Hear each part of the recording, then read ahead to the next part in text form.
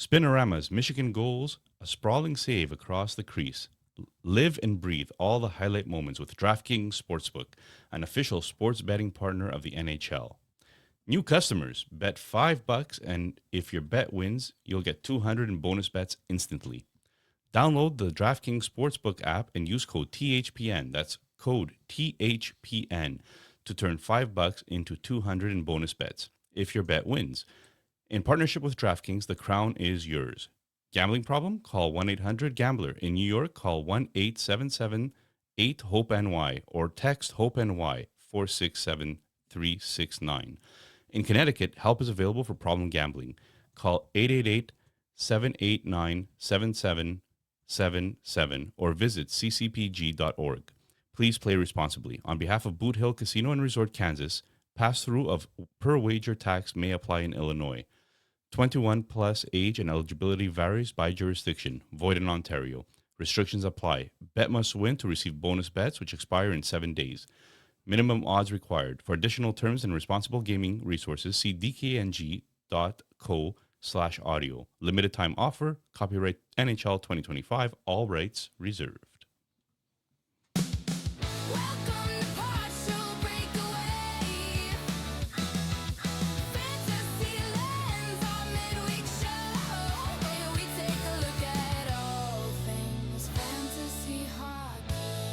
Yep.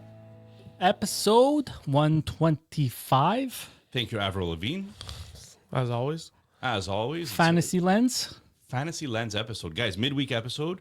And we have a special guest today. Yeah, we're going to do things a little different, a little less fantasy specific, but a topic that's very interesting, at least to start this year.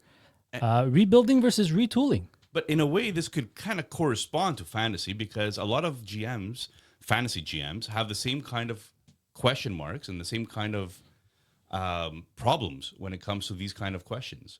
So to help us along with that, we brought in... Let's start. All right, let's introduce him. So our guest this week is a member of Talking Hockey team. Talking Hockey is an account, is a 360 degrees hockey account from funny memes, videos, and analytic data to help you understand the recent NHL player and team trends. Without further ado, let's welcome from Talking Hockey, Eric. Thanks for the intro, guys. Wow, that was a choppy one. Yeah, well, usually you bring a lot more energy. I do. I don't know. I'm nervous. Eric makes me nervous. Eric makes you nervous. It's because in a good way. He just seems more intelligent than all three of us, so we might be in trouble. Well, that's for sure. Well, the second you mention analytic data, we're like, oh, we're doomed. Yeah. I mean, people listen to us for the stupidity. I mean, the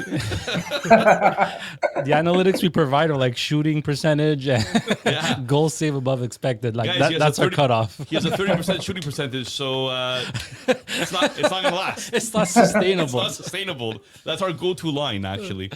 Eric, welcome. Where can people find your work? Tell us who you are. And I'm actually really excited because I've watched some of your videos and died of laughter. So I hope people follow along after this. Yeah, guys. So thanks so much for the intro. And honestly, that Avril Lavigne AI song was really, really, really good. I was really impressed by that. Honestly, I wasn't expecting 700 tries. I wasn't expecting much when you said it's an AI Avril Lavigne song, but okay, hit the nail on the head there. So Talking Hockey. You can find us at Talking Hockey on Facebook, Instagram, TikTok, Twitter, anywhere you go. We're basically a combination of a few different things. We started off as like an hockey analysis account on Instagram, talking analytics, player evaluation, team evaluation, and everything like that. And then evolved into a combination of that along with my partner, Nick, who does all the funny TikToks that you guys see out there, mainly around goalie content, but he kind of touches on everything. So yeah, that's a little bit about us. Nice, very nice. Junior, I think you wanted to start off with some questions. Yeah. Okay. So let's about the New York Rangers. About the New York Rangers. Well, he'll tell us if that's what they need to do. But how about we start? Like, what exactly is a rebuild? So So that's a good question. So I guess I started off that story thread, since this is all just based off of a couple Instagram stories that I posted a couple days ago. And I was basically just describing the differences between a retool and a rebuild. And I basically broke it down into a rebuild is a science and a retool is an art. And the whole reason for that is that, to your question, a rebuild is a really defined, like, path that you go down. You tank, you sell off all your assets, you get those top 5 picks for 2 to 5 years, or in some teams' cases, endlessly. Go back to Edmonton before they got Connor McDavid, or Philly right now, or the Sabres and their never-ending rebuild, or whoever it is. You tank for multiple years, you get a whole bunch of high draft picks, and then you continue to build out the team from there. It's a really established path that teams take, and everyone knows when a team is rebuilding, right? It's like very obvious. Mhm. Whereas I said retooling is an art in 2 different ways, because number one, it's actually kind of really hard to tell if a team is really retooling or they're just continuing to build up the team. And at the same time, if they are retooling, it's really difficult to actually pull off a proper retool. Way harder than pulling off a rebuild. A rebuild, everyone knows the path forward, and we can get into detail on what that path is. But with a retool, it's very subjective, right? It changes with every single team, with every single piece that they have, or every single asset that they have as a part of their team. And so that's why I say retooling is an art, because it's so subjective and it's so easy to fall between the lines of doing it well and doing it poorly. Whereas a rebuild, if you really fail at a rebuild, you're kind of incompetent, is my just fully brutally honest take on it. I think there's a difference between failing a rebuild and just not fully succeeding with the rebuild, because obviously the full success of a rebuild is you build a dynasty like the Blackhawks or Penguins or Tampa or whatever, or on the lower end you win like one cup or something like that, right? And I think no matter what, if you win, you're determined as successful. But I think even if you end up competing for 5, 7, 8 years, you can say at least your rebuild part was successful, but you weren't successful in actually building a contender, right? And I think those are 2 different things. Retooling is really difficult on the other side, because if you're a middling team or on the bottom end of the league, do you retool? Do you rebuild? Do you have the right pieces in place? So it's so subjective, and that was kind of the conversation that I wanted to have, and that's why I kind of posted all those stories. What was the feedback in the comments? Oh man, so we have anywhere from 3,000 to 10,000 people looking at our stories on any single post. So there can be anywhere from like 10 messages to like hundreds of messages, depending on the feedback. Obviously, this post was revolving around the Rangers, and so probably the second biggest market in the NHL after the Leafs, and so lots of responses around what the Rangers should do, what they shouldn't do. Are they really hopeless, or are they just suffering right now? Panarin was on a little bit of a cold streak, but then he's been killing it ever since. If you guys are a fantasy hockey podcast, you probably have talked about that. Since he shaved his head. Yeah, there you go. We really go into the analytics. That impacts his speed. That impacts his ability to see, aerodynamic. Yeah, exactly. So lots of responses on the Rangers side of things and what they should do and everything like that. And up to you guys if you want to dive deep down into that. But well, now that you mentioned it, like, at what point should an organization consider a rebuild? I think once you've established that the core group of players on your team are never going to have the skill or the capacity to bring your team to that kind of top 10, top 8 team level, essentially. That's kind of when you got to decide whether you're rebuilding or not. If you look at the Canucks as an example, they're kind of in this dilemma right now, right? They know, Quinn Hughes is amazing, Pettersson's amazing, but outside of that, they just don't have enough of that core group to actually take them into the list. So now they're on the verge. Okay, do we just rebuild? Do we trade Quinn Hughes? What do we do on that level? So I think you have to look at that top 5 or 6 guys and basically make a decision. Is this a group that can take us there, or do we need to restart from the ground up? And that's when you know.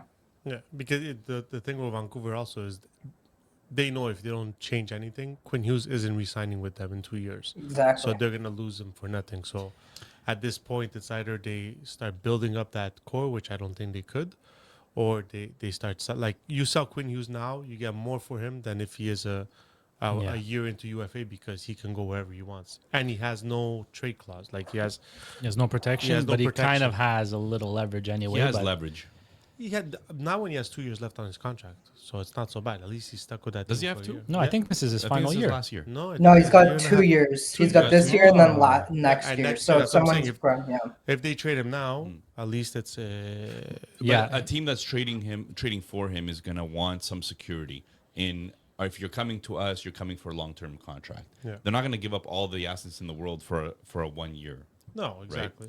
Well, I think it depends actually, because even to your point, right? It's Quinn Hughes, right? If Yeah. you can get Quinn Hughes for a year and a half, and you're, I don't know, a top 2 or 3 team in your division, that probably takes you to being that division winner, right? Or that coming out of that division or conference. So the thing is, though, if you are making that trade for Quinn Hughes, you can't give up current assets, Yeah. right? Yeah. You are limited there And you have to because have the cap space as well.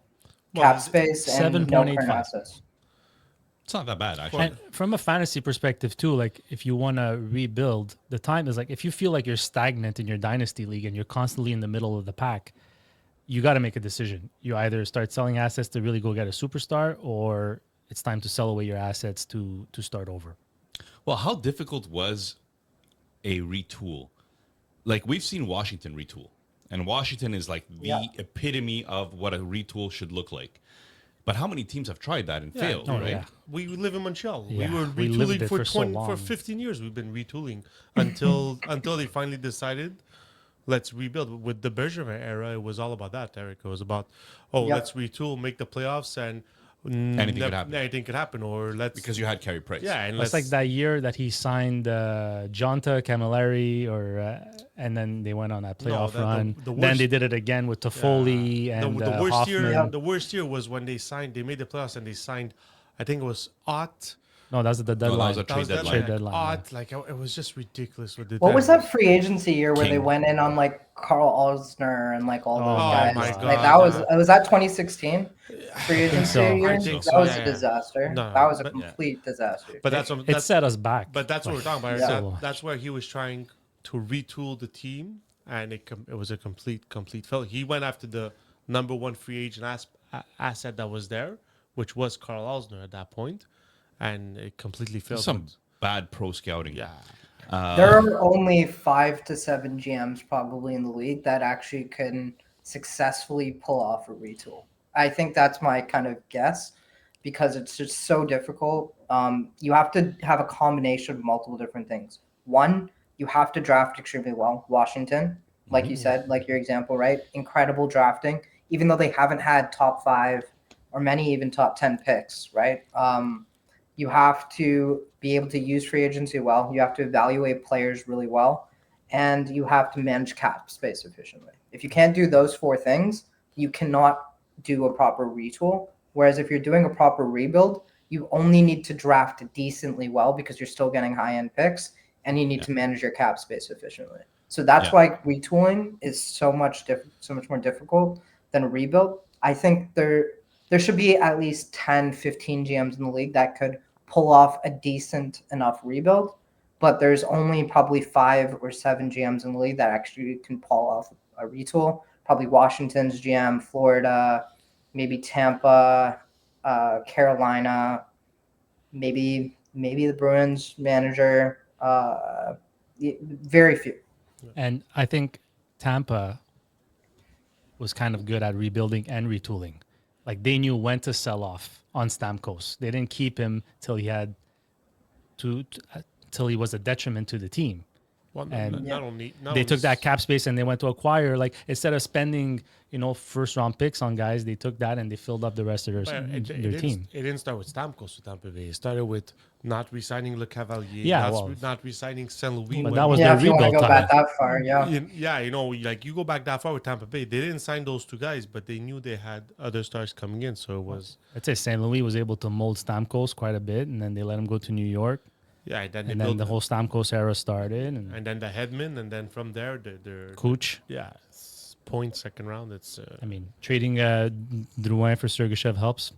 yeah. Yeah. And then We they're like willing to let those guys go. They let Yeah. Sergachev go. They let Andre Plot go. They let Stamkos go. They're Right. willing to let these guys go. And there's so many teams that just hold on. For too long. If you look at like the Blackhawks, the reason their dynasty ended, they held on way too Yeah. long to some of those guys. Brent Seabrook should have been moved after that 2015 Yeah. win Yeah. for sure. There's so many guys that they just held on to instead of just like being ruthless with it, cut out the fat and bring new guys in, especially if you have players that go through multiple cup runs, right?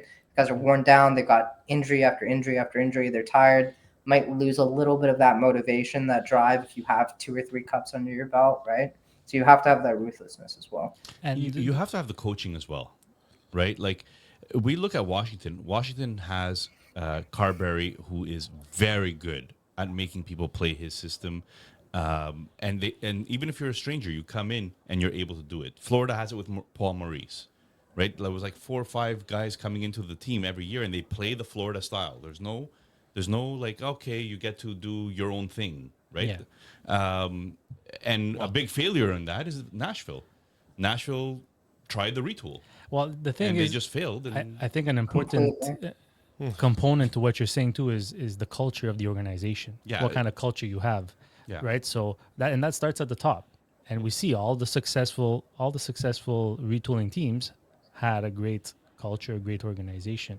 right, yeah, But Eric, let's say rebuild. You in the NHL, there's a lot of groups that are rebuilding this year or have been rebuilding. In your opinion, whose rebuild is going well or really well, and which ones are like stagnant? Yeah. Where I'm not gonna say failure, but are really like Why are you talking about Sabres?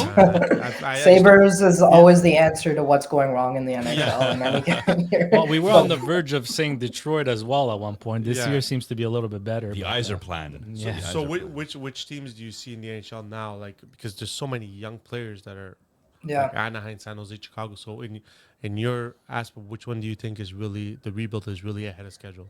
So starting off with the teams that have kind of not exited their rebuild, but have like pushed past the point where they're not not going to need to keep on collecting these top end picks. Obviously, the Devils and Canadians, right?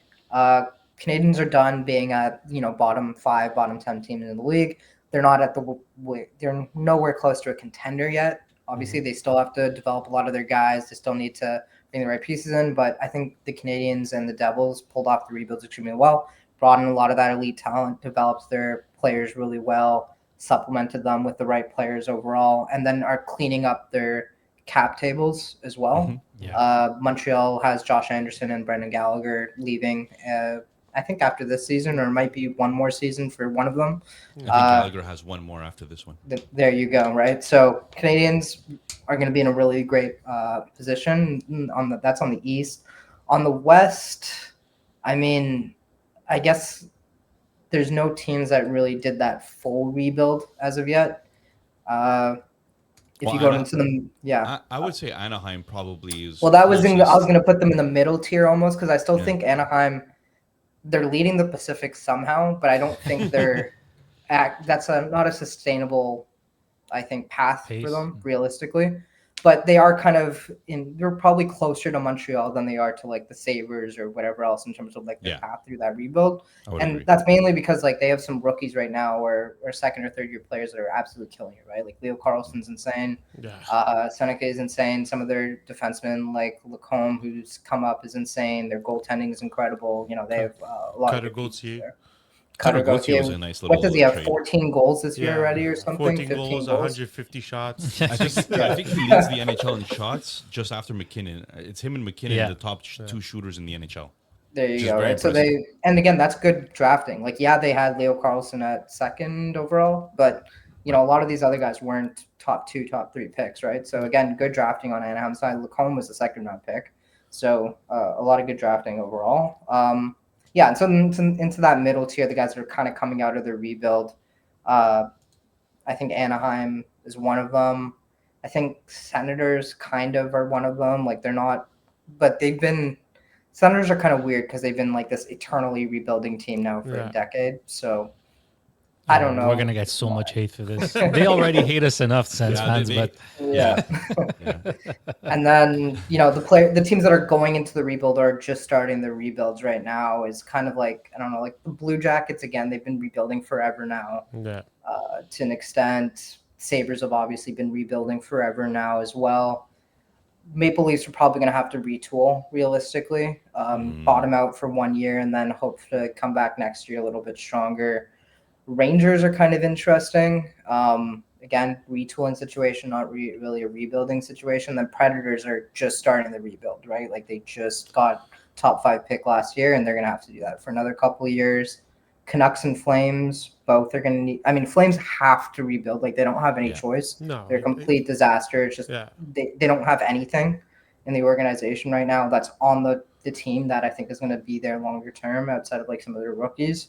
Canucks, again, they don't have a choice if Quinn Hughes is leaving, right? They're gonna be forced into a Yeah, rebuild, exactly. or they're gonna choose to rebuild, right?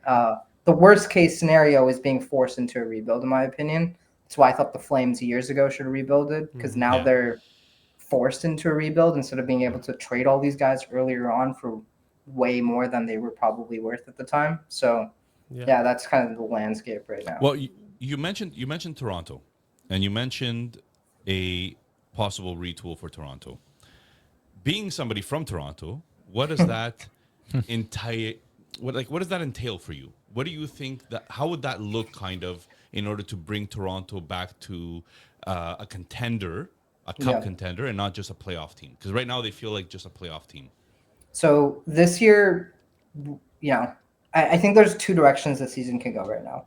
They rebound and they scrape into the playoffs, Yeah. or they really just need to tank and go into the draft with hopefully a top 5 pick, because their We first spoke- right now is with the Bruins, Yeah. and they only have it top 5 protected, which for Brandon Carlo out of all players, which is my whole other issue that I had even at the time of the trade. I was like, this is ridiculous. But anyways, so they either need to drive for that top 5 pick or scrape in the playoffs, because like the worst case scenario is you're giving the Bruins like 6th overall or something like that, right? Like that's just worst case scenario by far. And they don't have their second, and I don't think they have their second. Like there's no.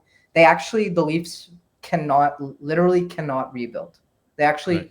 Physically can't, because they do not have their first rounders for the next like 2 years or 3 years or something like that. Yeah. There's no choice. They cannot rebuild. So the only choice is, like we said, a retool. Now, what are the paths forward for the Leafs? I think number one, assuming they get 2 scenarios again, if they get that top 5 pick, that's a player that's ready in 1 or 2 years, most likely, which means that's an impact player in 2 years, which means that continues your cycle and you're able to kind of compete longer term. If they scrape into the playoffs, it's going to be even worse next year, I think, in a lot of ways, potentially, because that decor, everyone's 35, 36, 37, 34, whatever, like they're all old.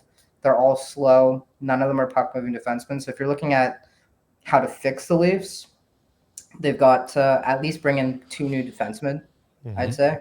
Somehow, I don't know who's going to be available in free agency at this point, because everyone's been signed, basically. But you've got to figure out the defensive side, and you've got to probably fix your depth, because again, they brought in all these big, slower guys, which is not, despite all the narrative about how Vegas is huge and Florida's huge and all this stuff. Florida plays fast, and you need to bring in players that can play fast, even if they're not physically fast. And none of the Leafs bottom 6 right now fit that criteria. So that's kind of the path forward.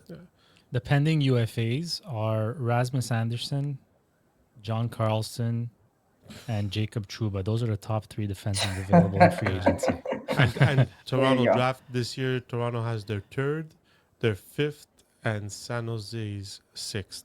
That's it. That's it. They really need to get, if Yeah. they're gonna go through a retool, especially I had told these guys last episode that Toronto at this point needs. They were laughing at me, but at some point after the holidays, if they see that they're not getting better, they just need to shut down Austin Matthews Yes, and basically 100%. and basically just tank to the bottom, at least the top 5, like you said, because or else you can't take a risk on the lottery to bring the to make it that the lottery brings you to the top 5, because then that's just way too risky for some. So I told him, I go, just get Austin Matthews down, Nylander injured. Like, it doesn't matter. Just put people injured, because it's just Where we laughed was just can't do that. these players are not just gonna say and call it quits on a season and say, okay, yeah, I'm nicked up, just finish me for the Yeah. season. You know, that's the hard part. Austin Matthews. We don't Austin even, Matthews we is don't even different. know He's been why injured for like a year and a we half don't now. even know Like, why he's been injured. Like, Yeah, the it's secrecy is crazy. Even with Stolars now, no one knows exactly what's wrong with Stolars. They just said he's lower body injury. Like, Wool has been doing really yeah, well. Wall has been good. He's been But playing you really know, well the lately. worst thing that's happening to the Leafs right now is that they're only 5 points away from second in the division, and they have 2 games in hand on the Bruins. So management's like, we've got a clear chance still, and that's the worst thing, because Worst possible situation. worst possible Hope. situation, because now Hope they're just is the going to make worst. moves to try to make the playoffs instead of just seeing how this goes with what you have. but they can't. Like, And they'll set them back even further. but they can't even make moves because they have no draft picks. They can't sell their young guys. I mean, you're not trading Cohen away. You're not trading you have no young guys to trade. Those are the guys they have to if they want to make a move. So So, it'll be I don't interesting. Eric, you spoke about Calgary a bit. Do you think Calgary having Wolf and Perek is a good start to a rebuild? I mean, I think that from that perspective, it's incredible, right? You already got your 2 future. You hopefully got your number 1 and your number 1 D, and you've got most likely your number 1 goalie as well. Again, hopefully goaltending's voodoo. You guys are in fantasy hockey, you know that. Especially Right? this year. Oh my God, we can talk. This is a whole other episode about the trends with goaltending and scoring and everything like that, because it's insane what we've seen over the last few years in terms of like the rising scoring levels. Right? Remember when people in 2016, Ben won the Jamie Benn won the Art Ross with like 80 to 82 points. Yeah. Oh, And now we're talking about like McDavid or McKinnon on pace for I think 145 or something like that. Yeah. Like, it's a completely different game now. But that aside, yeah, Calgary's got some nice pieces, but they don't have their number 1 C prospect. They've got a couple really good prospects in their system, but overall, they're still missing that number 1, number 2 overall pick. And if you look at the scoring leaderboard right now, who's in the top 5 scoring? It's McKinnon, McDavid, Celebrini, Bedard, and Leo Carlson. I think that's the top 5. Yeah. So 4 number 1 picks and 1 number 2 pick, right? So you have to get that top 3 pick, or you're not going to be a cup contender realistically. Go back to every single cup winner over the last, I don't know how many years. None of them have won without a first, second, or third overall pick, right? Yeah, So exactly. you have to get that. And unfortunately for Flames fans, they waited way too long, way longer than they should have. If they just did this rebuild a couple years ago after they lost Johnny Hockey, rest in peace. It was the they time. would have been in a much better place. That and I think the Kachuk trade is what literally killed them. That's when they were supposed to start a rebuild on that Kachuk trade. Instead of getting Huberdeau, they should have gone to get like Just get a assets. Lundell, a lot more assets. Was that Tree Living? Yes. Yes, it was. Interesting. And I know I had a whole issue with Leafs hiring him in the first place because, again, he didn't do anything well in Calgary. I don't know. Like, the problem with the NHL is just like once you become a GM, you will forever be able to be a GM, and you'll just cycle through. Yeah. No matter how poorly you perform, like the Flames were a mediocre organization his entire tenure. I think they had a couple random years where they did really well.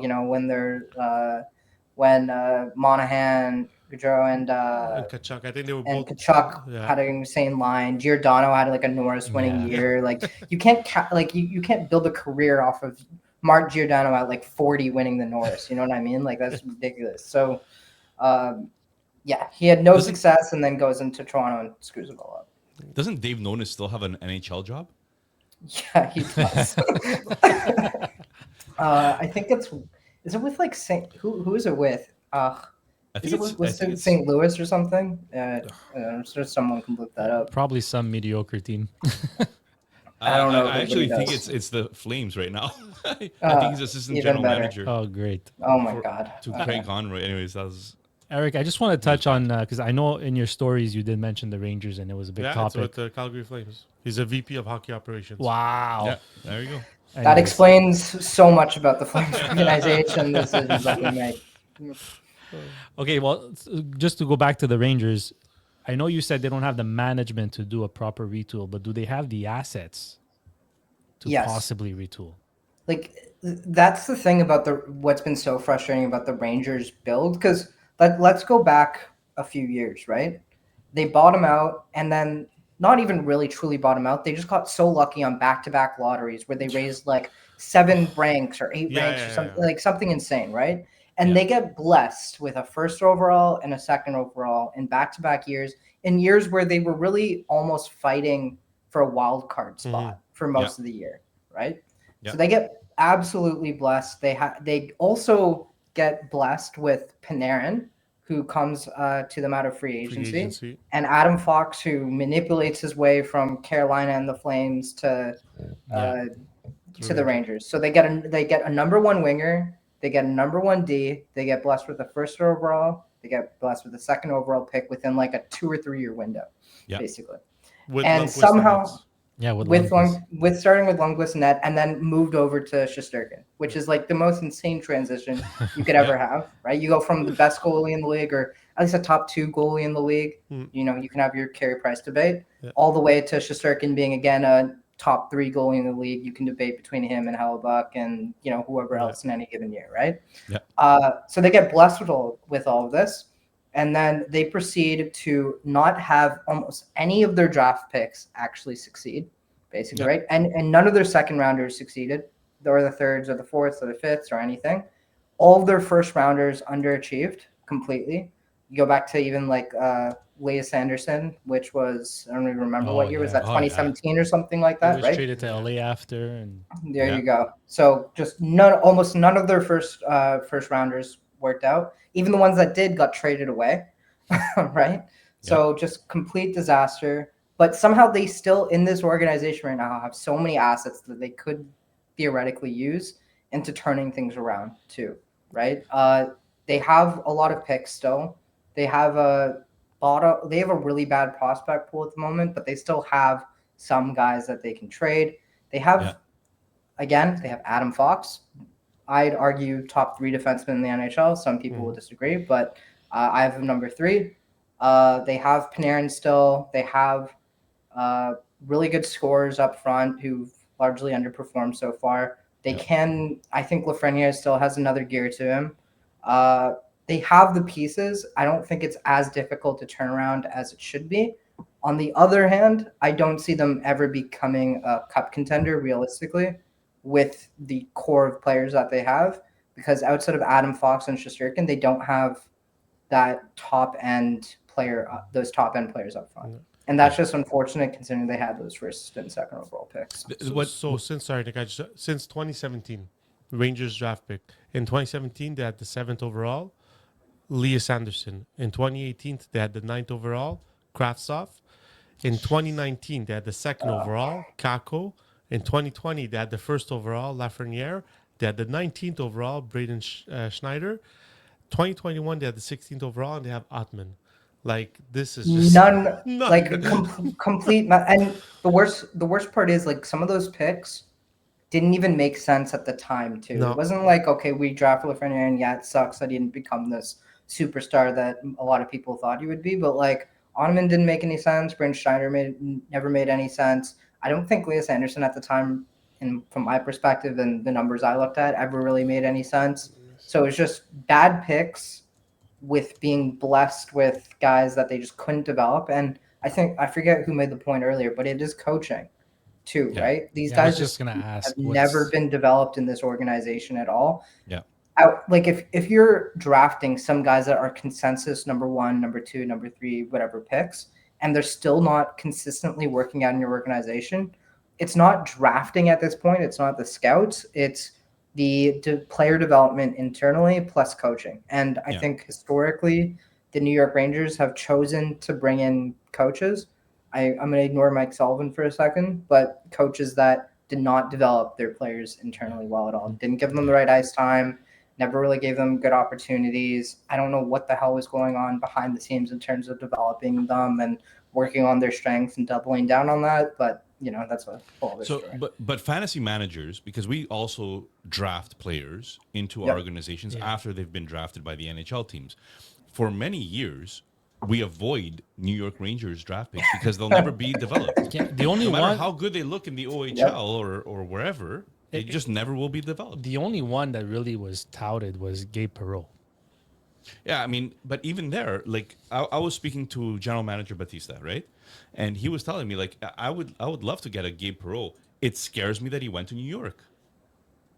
Yeah. Well, you know what? But like 100%. the worst part in all this is, you have a young guy and your development of these young players is not good, but you hang on to these players until their value is absolutely nothing. And then you give them away, obviously. And by then, I mean, they're probably discouraged. They don't pan out either with other teams. But Lafreniere, is it a really a development thing, or is it also like what came first? The it bad chicken or development, the- or is it Lafreniere that maybe it's not as good? Chicken or the egg scenario. Yeah. essentially. Yeah, I mean, no, I think Lafreniere, I think there were some issues with his game going into his draft after Joffrey, and I think COVID had a lot of impact on that. yeah. And, there's a lot of things like that, issues like that. But the weird thing is, and you guys are in fantasy, like a lot of Lafreniere's underlying numbers over the last couple of years have actually been quite good. Yeah. Right, you look at his per 60 assist rates, per 60 goal rates, his playmaking, a lot of his playmaking stats, his transition numbers, like a lot of the fundamental basis of what would typically guide you towards, okay, this guy maybe not going to be a superstar, but he can be easily a 65, 70, maybe hit 75 point winger at one point. And even going into the season, I thought, hey, if there's any season where he's going to break out, it's this year. Like I would take a flyer on him. If there's ever a time to take a flyer on him, this was the year to do it. And it hasn't worked out at all. It's completely wrong on that. But this was the year. And unfortunately, nothing has happened still. He's also been through like 4 coaches, I think, in his early, his young NHL. So Eric, for Rangers to have a successful retool, like I mean, even though you trade Panarin, you're only getting so much in return because everybody knows it's a UFA, and I mean, teams are not stupid. They're not going to give you their best assets because he's a UFA. So what, like besides Panarin, who do you see them trading away that they can get some assets back? Well, hold So, on. You said teams yeah. aren't stupid, but I remember a Martin Erat for Forsberg trade Yeah. back in the day. But that's what I'm saying. They can go for a draft pick, but they need for Panarin. I think they're better off trying to get a prospect than a draft pick because Panarin goes to a playoff team. You're getting the first round in the 24th overall. Like I mean, there's only certain players that get drafted that low that come and make a big impact. So how do they make this a successful retool? So your framing, I think I disagree with the framing because I think you cannot retool if you trade Panarin. I think you have to rebuild if you trade Panarin. So you suggest that they re-sign Panarin? I think they have to re-sign Panarin if they want to move, if they want to try to or if they want to try to be a playoff team for the next 3 to 4 years. Mhm. I think they have to re-sign Panarin because if you look at the team, even if they trade Panarin this year, nothing they're going to get is going to be good for the next 2 or 3 years, Exactly. most likely, right? Because again, when you trade these guys in free or before during the trade deadline, you're getting futures 90% of the time. Right. Occasionally you can do a player trade, whatever, but you're most likely going to get futures. So if they are going to try to contend with this core, you have to re-sign Panarin.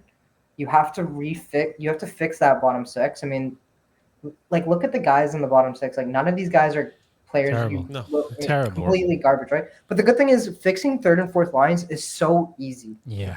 Like there's always so many of these guys roaming around from team to team to team to team every single year. Look at Tampa; they just fill random guys in every single year, plug and play, and they're able to compete. Yep. Right? Just Every don't single spend year. first round picks on players that will do nothing for you, or Brandon that'll be Carlo? dead players. What? Brandon Carlo? Brandon Well, Carlo or Scott Brandon Lawton, Carlos, but Scott like, Lawton, Nick that's just- Foligno, yeah, freaking like the word Steve Ott. Oh my God, Jesus. like the worst part about the Leafs has been that they've consistently used their assets completely wrong, but they got completely blessed with one of the best cores in the NHL at the Yes. same Yeah. time. But they just never supplemented them well, and everyone's gonna argue, no, it's the core, whatever. And I agree, there are issues with a lot of the players in the core. You can talk about Marner and all of his plethora of issues. You can talk about Matthews not being clutch in the playoffs, whatever you want, but teams don't win when you bring in Nick Foligno as your deadline signing. You know what I Yeah. mean? You have Chicago who bring in like Marian Hossa. You have Yeah. Boston that brought in Taylor Hall, and then you have the Leafs Colorado bringing in with, Nick Bork. Foligno. Yeah, and then you bring in Nick Foligno, and you're not gonna win a cup with that, right? So that's the difference. And he was getting back to New York. I think if you fix that third and fourth line, I think the top six is actually okay. I think if you go into next year with Panarin, Zibanejad, JT Miller, Lafreniere, Trocheck, I think you're okay. I think if you almost completely tear out that bottom six and replace them, I think you're in a much better position. And I think the defense is fine. You have Adam Fox, which is on the same level again in my opinion as Quinn Hughes and Cale Makar. Yeah. He's injured right now, unfortunate, but he will drive that defense. Gavrikov is only 30, so he's not going to trend down for another 2 or 3 years. So you've got two really good top pairing defensemen, and then again, I don't think it's too difficult to assume you can bring in one more defenseman to kind of solidify that second or third pairing, and then you have an all-star goalie in net. Yeah. What I was going to say is that one thing that really helps New York is that it's a destination for free Yes. agents. Free agents love going to New York. So if it's a bottom six issue or a second pairing, maybe third pairing defenseman issue, you could easily get those guys on free agency, and you don't have to offer them the world to come to New York because it's a destination place. So The last point I want to make on the Rangers is just their contract situation doesn't allow them to retool because Yes. Zibanejad's he's 32, he's got 5 years left. JT Miller's 32, he's got 5 years left. That's 8 million plus. Trocheck 32, 4 years left. Lafreniere's got like a 7-year contract. So Gavrikov has 7 years left at 7 million. It's really hard to retool when you have those kind of contracts because other teams are not going to spend that much to get 7 years of a 32-year-old, Yeah, New York's kind of in a similar position to the Leafs. They almost can't rebuild in a way. They have to just retool. But the good thing is like you look at their cap situation, they have 29 million going into next season. And assume 10-ish million of that goes to Panarin. The rest of it, they have basically nobody to re-sign for big money, right? Like Schneider needs a new contract. He's not going to make much. Carson Soucy needs a new contract. He's not going to make much. And then, if you have a bunch of like fourth liners that need new contracts. So they have a ton of cap space to utilize. And again, like you said, they're a free agent destination. They can make some moves. I don't know what their pick situation is, but Rangers, I'll get you that. They have their own first. They have a conditional first from the Carolina Hurricanes. They've got a second, a third, a fifth, and a It's not bad. sixth. They've got picks. That's They've good. got picks. yeah. And they have their I first think- 27 next year and the year after as well. So Yeah, so they have picks to utilize. They're realistically none of those picks are going to turn out into an NHL player anyways. So why not trade them? Bring in a couple. If you put in like two good players, new good players onto that team, plus fix the bottom third, fix the third and fourth line, plus hopefully get rebounds from some of their players, right? Like JT Miller hasn't been too good, Zibanejad hasn't been too great. Adam Fox is injured, whatever. I think you're at least a top 3 team in your division. yeah. Yeah. Well, anything else, boys? I think we've summed it up pretty Yeah, good. I'm just curious. Nashville. I just. Yeah, like. What? Exactly. Like what? Like What? they have to go through a complete rebuild. Like, I mean, there's no retooling this team. No, there's no retooling. It's not possible. They have nothing that they can use to actually properly retool. They need to fully rebuild. They don't have a core. Like, what's their core? Yeah. 31-year-old Forsberg and the 36-year-old Yossi? 35, sorry. 35-year-old Yossi, and then a 30-year-old all-star goaltender. Like, they have to rebuild. The good thing is they're forced into a rebuild because they're just so bad. And the real issue is going to be is Barry Trotz actually going to Survive. handle the rebuild properly? Because Mm-hmm. I mentioned earlier, there's probably like 10, 15 GMs in the league that I think I would have confidence in doing a proper rebuild, and Barry Trotz is at the complete bottom of the list of people I would not trust at all to handle a rebuild. He's done. I think it's actually hard to argue he's done anything right since he got to Nashville.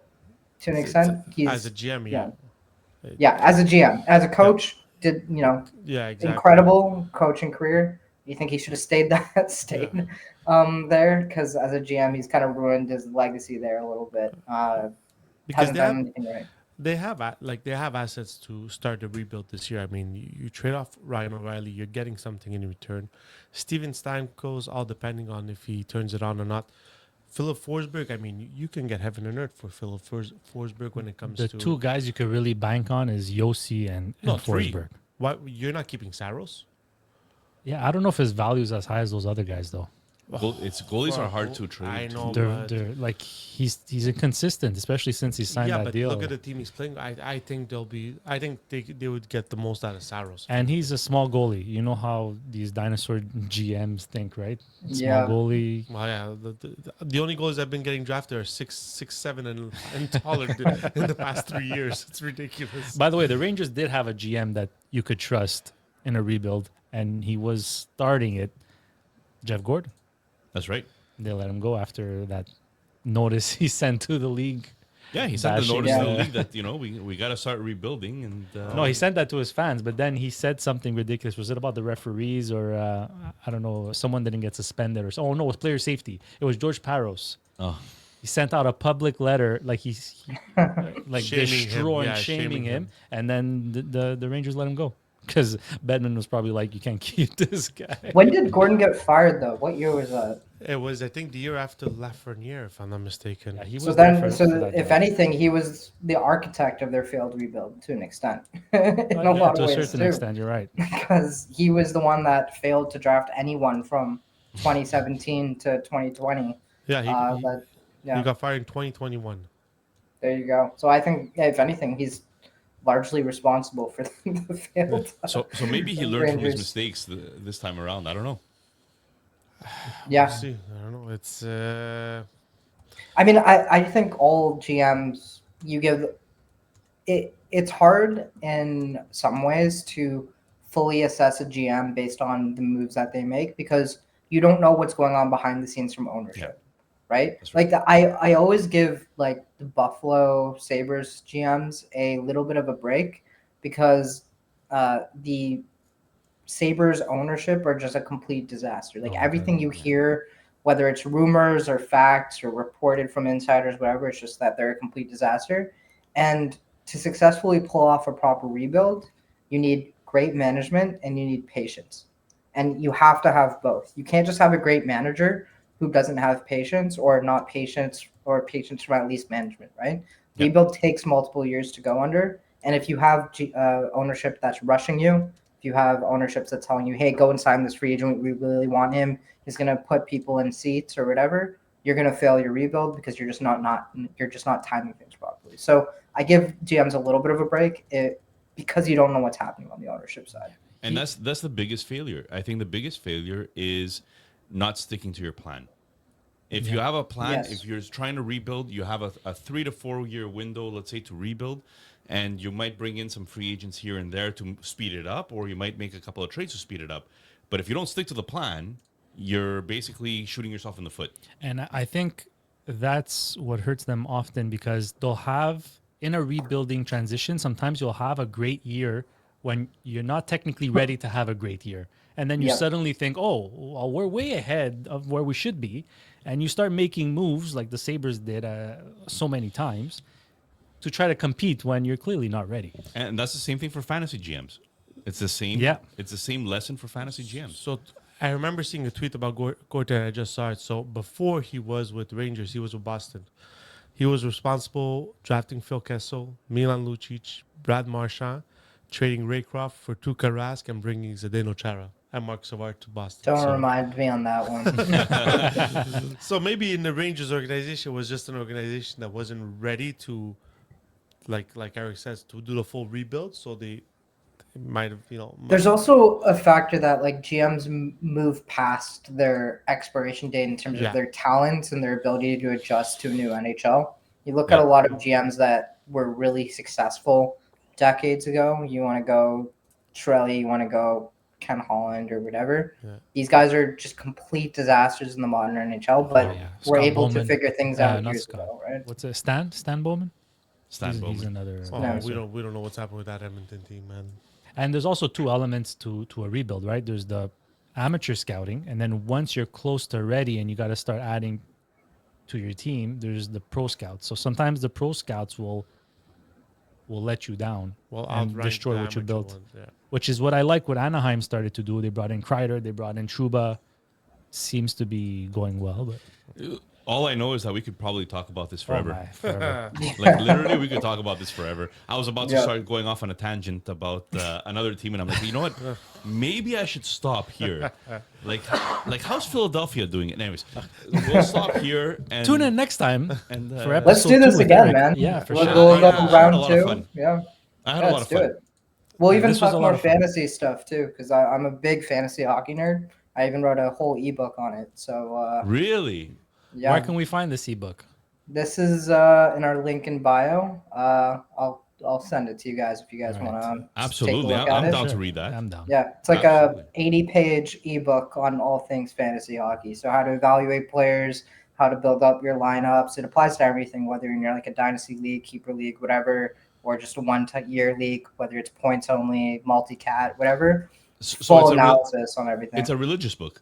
Yeah, pretty much. It's a For us, religious it's book. for It's this the is our Bible religion. of fantasy The Bible hockey. of Exactly. fantasy hockey. That's what we're calling When it. we said 360 degrees, they do everything. They literally Yeah. do everything. It's awesome, guys. Eric, you want to give us one more time where people could find you? Talking hockey on any platform out there, any social media out there, you'll find us. Check out our Instagram stories if you're looking for like really in-depth player and team analysis, and check out our Reels videos if you want to laugh at Nick doing ridiculous shit on the ice. Amazing. Well, thank you very Yeah. much. Anything else, Junior? No, that's it. This was fun. It was a lot of Love fun. it. I love this. Yeah. Thank you for coming on. Guys, follow, like, subscribe. Give us, bring us to 200 viewers on YouTube. We're right there. The subscribers. Yeah, we're about 200. Guys, you want Getting there. what kind of key unlocks a banana? Oh, Oh Jesus. my god. A monkey. Oh my god. This guy. We started That a new was trend good. for dad's jokes. Dad jokes at the end of every episode. That was good. Keeps us That was a honest. good one. Take All care, right, Eric. thank you Thank very you. much. Thanks, guys. Thank you. Bye. Bye.